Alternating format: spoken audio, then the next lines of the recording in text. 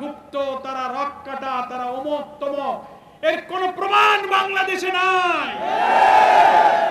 জামাত ইসলামের প্রতি কোনো অপবাদ দেবেন না, ভুল ধারণা করবেন না, অহেতুক আশঙ্কা করবেন না।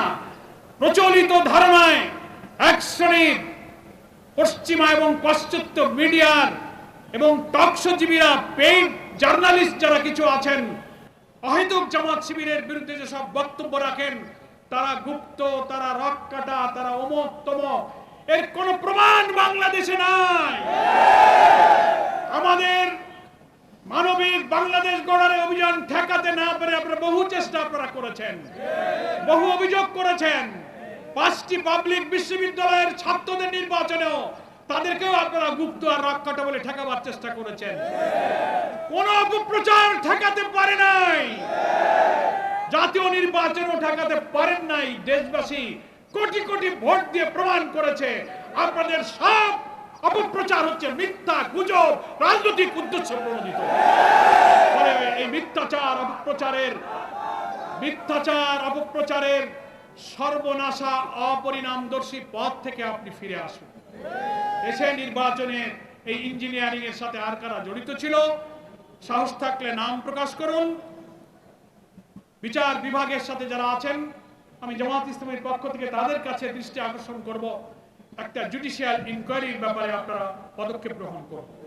আপনি নির্বাচিত হয়ে 6টি city corporation, according to our constitution, এখানে আপনি নির্বাচিত প্রতিনিধিদের কাজ করবেন। তো প্রশাসক তো আগেই ছিল, এমন না যে ওটা শূন্য ছিল। তো প্রশাসক থাকার পরে আপনি আরেকটা দলীয় লোক কেন নিয়োগ করলেন? আপনি নির্বাচন দিয়ে দিতে পারতেন। এটাই ডেমোক্রেসি ছিল, এটাই জুলাইয়ের চেতনা ছিল। এরপরে একের পর এক রদ বদল, এটা সেটা। 12 তারিখে পার্লামেন্টের সেশন শুরু হবে, এখন অধিবেশন হয়ে পারল না। ট্রেজারি বেঞ্চ এবং অপোজিশনের সাথে কোনো ইন্টারাকশন হলো না, কোনো বৈঠক হলো না।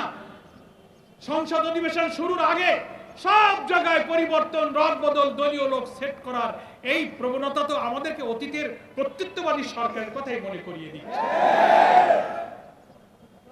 একটু সংযত হন। 5ই আগস্ট কিন্তু আমাদের অনেক শিক্ষা দিয়ে গেছে।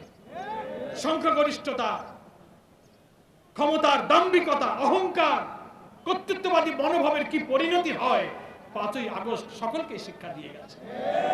এজন্য ব্যস্ত হওয়ার দরকার নেই। নির্বাচিত সরকার, নির্বাচিত প্রতিনিধিরাই দেশ চালাবে। প্রশাসনিক পরিবর্তন আপনি করতেই পারেন, কিন্তু একটা সরকার গঠন হয়েছে, পার্লামেন্টের সেশনে আসেন। জুলাই সনদকে আপনি এড়িয়ে যাচ্ছেন, যে জুলাই সনদে বিএনপি সহ আমরা সবাই স্বাক্ষর করেছি। আপনি সেই গণভোটকে উপেক্ষা করার জন্য কৌশলের আশ্রয় নিয়ে আদালতে রিট করে আপনি আদালতের ঘাড়ে বন্দুক রেখে জনগণের রায়কে আপনি ফায়ার করার চেষ্টা করছেন। কেন আপনি সেই পথে চলে গেছেন? এখন আপনি পার্লামেন্টে এসে বলবেন ব্যাপারটা সাবজুডিস, তাই এখন আর আলোচনা হবে না, জুলাই সনদকে আপনি ঝুলিয়ে দেবেন। এসব নাটক তো আমরা বুঝি। মানে যার জন্য যেটুক কাজে লাগে সংবিধানে সেইটুক তার কাছে ভালো। সংবিধানে শপথ নাই, সংবিধানে কি নির্বাচনটা ছিল? সংবিধানে অন্তর্বর্তীকালীন সরকার ছিল?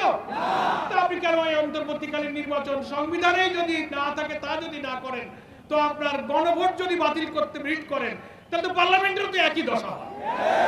এইসব কথা বলে একটা জগাখিচুড়ি করার দরকার নেই। আপনারা সংবিধান সংস্কার পরিষদে শপথ নেন, জুলাই সনদকে বাস্তবায়ন করুন। সারা দুনিয়া দেখেছে জুলাই সনদের স্বাক্ষরকারী দলগুলো, এবং সেখানে অঙ্গীকার নামার 3 নম্বর পয়েন্টেই সম্ভবত আছে যে এর বিরুদ্ধে, জুলাই সনদের বিরুদ্ধে আদালতে কোনো অভিযোগ উত্থাপন করা যাবে না, সেটাও ওখানে বলা আছে।